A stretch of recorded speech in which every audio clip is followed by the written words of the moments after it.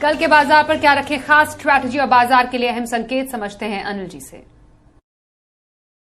Dow futures में कमजोरी की वजह से भारतीय बाजारों में आखिरी घंटे में बिकवाली दिखी और बाजार दिन के निचले स्तरों की तरफ जाकर बंद हुए। स्पेशली निफ्टी पर लगभग 150 पौने 200 पॉइंट नीचे डाउ फ्यूचर्स है। तो देखते हैं 3-4 दिनों से अच्छी तेजी दिखाने के बाद अमेरिकी बाजारों में आज कुछ प्रॉफिट बुकिंग हो सकती है क्या, उसके दम पर आज के सेशन, कल के सेशन की शुरुआत होगी। डाउ फ्यूचर्स भी देखेंगे, साथ ही वो उन आंकड़ों को भी देखेंगे कि एफआईएस की तरफ से आज खरीदारी के आंकड़े आते हैं या बिकवाली के। ओवरऑल कल वीकली एक्सपायरी भी है, तो उस लिहाज से जाहिर सी बात है आज की कमजोरी की वजह से बाजार थोड़े हल्के तो रहेंगे। सो ओवरऑल संकेत मिले जुले हैं ग्लोबल और दोनों ही हमारे अपने मिलाकर, लेकिन शुरुआत डेफिनेटली ग्लोबल मार्केट्स के संकेतों के दम पर होगी। अब आइए सपोर्ट।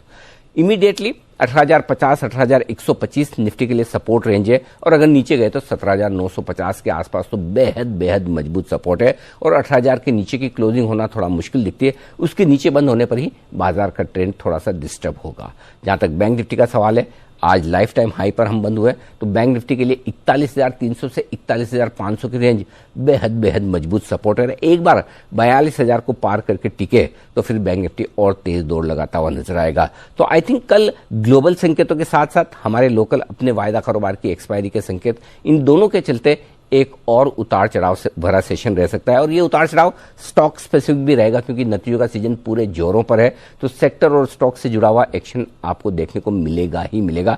अब तक फिलहाल कोई ट्रेंड में बदलाव के संकेत नहीं है। हल्की फुल्की कमजोरी एक आध दिन की बन सकती है एक तरफा तेजी के बाद, और वही होता हुआ दिख रहा है। तो कल क्लोजिंग के लिहाज से 2 लेवल्स पर नजर रखें, निफ्टी 18,000 और बैंक निफ्टी 41,300। जब तक इनके ऊपर बंद हो रहे हैं तब तक कोई खास दिक्कत वाली बात है नहीं।